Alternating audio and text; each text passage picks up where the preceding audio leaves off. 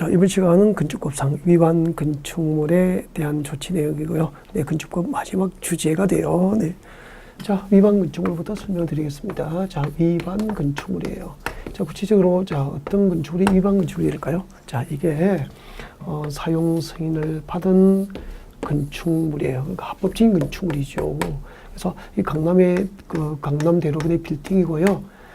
한 청당 1년에 임대 수입이 10억이라고 가정합시다. 청당 임대 수입이 10억이에요. 그래서 자, 건축주가 두 개 층을 불포를 증축합니다. 그때부터 이 건축물은 건축법을 위반하게 되죠. 그때부터 이 건축물은 무엇이 되는 겁니까?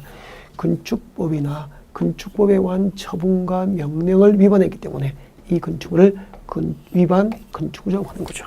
그래서 건축법상 위반 건축물은 건축법과 그 건축법에 관한 처분과 명령을 위반한 건축물이 위반 건축물이 되는 거예요. 자, 이 위반 건축물에 대해서 우리 건축부에서는 어떤 조치를 할 수 있을까요? 허가권자. 위반 건축물에 대해서 허가권자, 건축 허가권자는 다음과 같은 조치를 할 수 있는 통째로 오셔야 돼요. 첫 번째, 이 위반 건축물에 대해서는 첫 번째 허가, 건축 허가나 사업계획 승인 등을 취소할 수 있죠. 허가 승인을 취소할 수 있어요. 그리고 이 불법으로 증축한 이 위반 건축물에 대해서 불법 증축 과정이라면 공사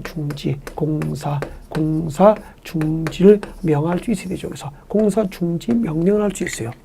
그리고 세 번째, 불법으로 증축이 끝난 상태에서 위반 사실이 발각이 됐다면 세 번째, 철거 등 조치를 명할 수도 있죠. 철거 등 조치를 명할 수 있죠. 그래서 위반 건축물은 공사 중지 명령할 수 있고 철거 등 조치를 명할 수도 있어요.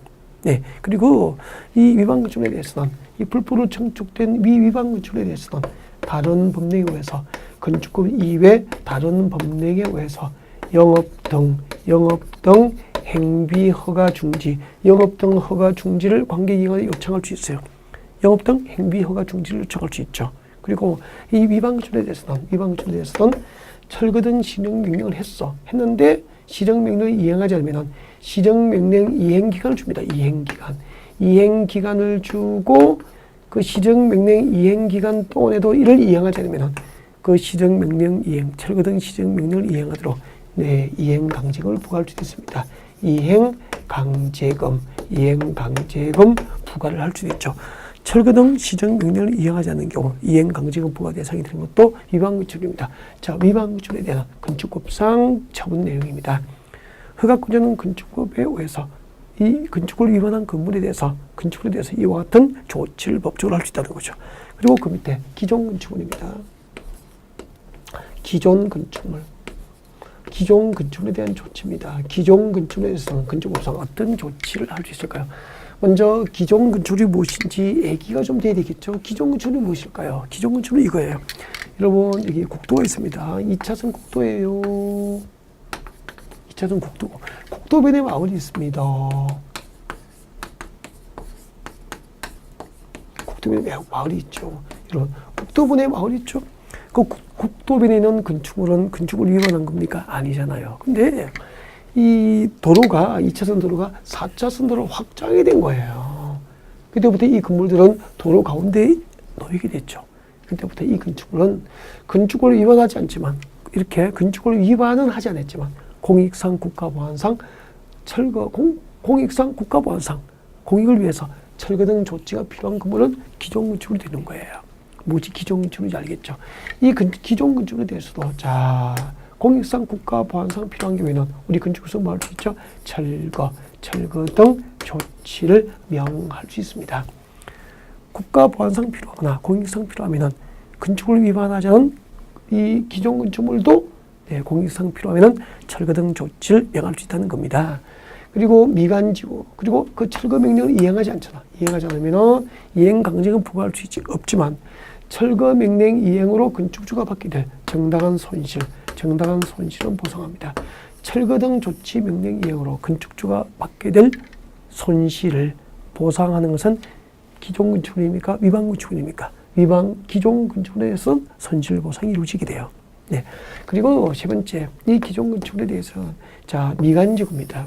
여러분, 미관지구, 경관지구예요. 미관지구, 경관지구 안에 있는 건축물은 예뻐야죠. 아름다운 도시 미관을 계속적으로 유지 관리하거나 건축물의 미관 상태가 아주 양호한 지역을 대상으로 그 양호한 도시 미관을 계속 유지 관리하거나 경관을 보호 형성하기 위해서 지정된 곳이 미관지구, 경관지구이기 때문에 경관지구, 미관지구가 지정된 건축, 경관지구나 미관지구가 지정된 지역의 건물은 예뻐야 돼요. 예뻐요. 네. 미스 코리아만 살고 있는 동네로 생각하시면 돼요. 건축물 중에서 미스 코리아에 해당하는 것들. 그만큼, 네. 자, 그런데 이 미관지구나 경관지구는 네, 아름다운 미관을 유지 관리할 목적을 지정했는데 그 미관상 장애가 될 정도로 못생긴 건물이 있으면 이를 개축하거나 수선하게 할 수 있어요. 개축, 수선하게 할 수 있다.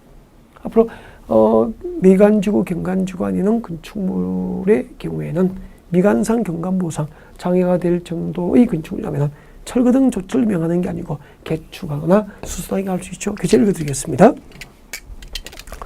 특별자치시장, 특별자치도의사, 시장, 군수구청장은 경관지구 또는 미관지구 안의 건축물로서 도시 미관이나 주환경상 현저히 장애가 된다고 인정하면 줄 것이죠. 건축위원회의 의견을 들어 개축 동그라미 수선 동그라미 개축하거나 이를 수선하게 할 수 있다. 그리고 손실보상 말씀드렸죠. 특별자치시장, 특별자치도의사, 시장, 수단 위 기존 건축물에 대한 철거 등 필요한 조치 명을 하면은 대통령령의 장을 받아서 철거 등으로 인해서 기존 건축물 소유자가 받게 될 손실은 보상하여야 한다. 다음 이행강제금 이럽니다. 자, 이행강제금이 뭐냐면은요, 아까 여러분 위반 건축물에 대해서 철거 등 조치 명령을 했는데 한 층당 불법 증축으로 얻는 이익이 10억이면은 철거를 하지 않고 버티죠. 그러면 허가권자 구청에서는 과태료 부과합니다. 과태료 1,000만 원 내고 철거하지 않고 또 버티죠. 그럼 형사고발합니다.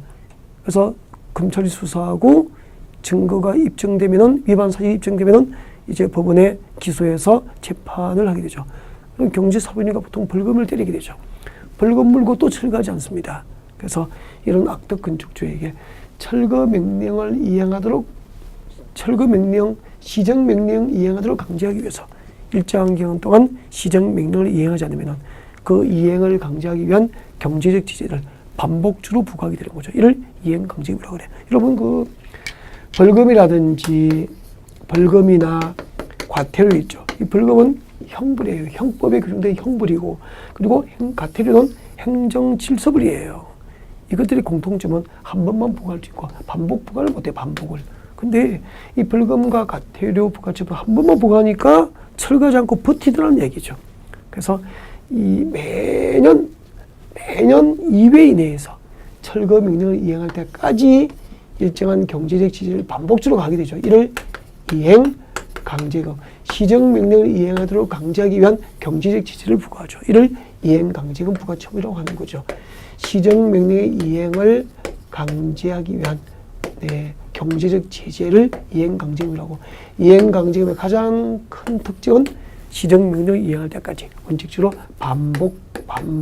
반복적으로 부과해서 벌금과 과태료의 단점을 보완하는 제도예요. 네, 여러분 자료 같이 볼까요? 허가권자는 철거 등 시정명령을 받고 시정기간 내에 시정명령을 이행하지 않은 건축주 등에 대해서 그 시정명령 이행에 필요한 상당한 이행기간을 정하여 줄 것이죠. 그 기한까지 시정명령 이행기한까지 시정명령을 이행하지 아니하면 이행강제금 부과를 하게 되는 거예요.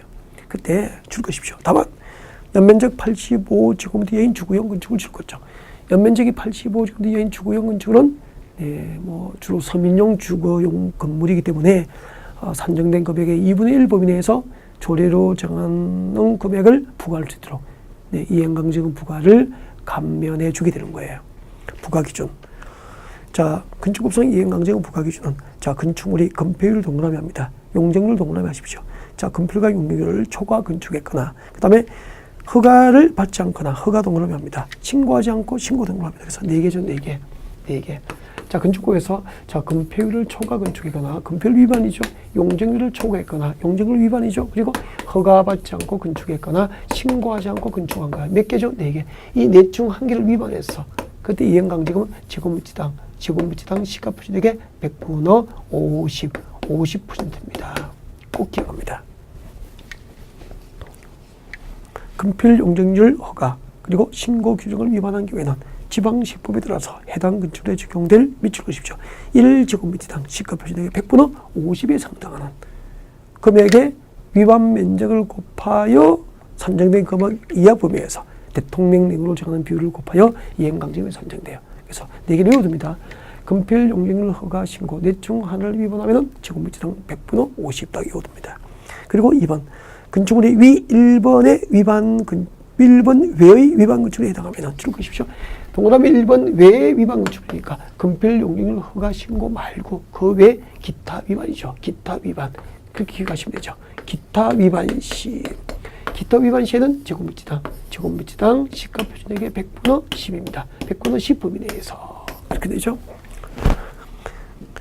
위 1번 외의 기타 건축법을 위반한 건물은 지방시법에 따라서 그 건축물에 적용하는 시가 표준액에 해당하는 금액의 100분의 10 범위에서 위반 내용에 따라서 대통령령이 정하는 금액을 부과하게 됩니다. 그래서 자, 건축법상 이행강제금 산정할 때는 금필 용적률 허가 신고 중 하나를 위반하면 제곱미터당 시가 표준액의 100분의 50 범위 그리고 기타 건축법 관련 규정을 위반하면 제곱미터당 시가 표준액의 100분의 10 기억합니다. 그리고 가중처벌 허가권은 줄 것이죠. 영리 목적으로 위반했거나 줄 것고 동그라미 1번 상습적인 위반 줄 것이고 동그라미 2번 자, 영리 목적 위반과 상습적인 위반에 대해서는 산정된 금액의 100분의 50범위에서 가중처벌이 가능합니다. 그리고 이행강제금 부과할 때는 미리 문서로 이행강제금 부과 사실을 계고합니다. 미리 문서로 계고 미칠 거 놓고요. 그리고 부과 횟수는 1년에 2회 이내죠. 1년에 2회 이내 미칠 것이죠. 1년에 2회 이내. 1년 2회 이내입니다. 그래서 건축법상 이행강제금 부과 횟수는 1년에 2회 이내에 부과하니까 1년에 최대 2번 부과할 수도 있고 1번 부과할 수도 있죠. 1년에 2회 이내 부과고요. 그 밑에 적으십시오. 농지법에서는 매년 1회 이행강제금을 부과하게 됩니다. 농지법상 이행강제금 부과에서는 매년 1회, 건축법상 이행강제금 부과에서는 1년에 2회 이내 그렇게 돼요. 그리고 시정명령 이행시 꼭 읽어둡니다.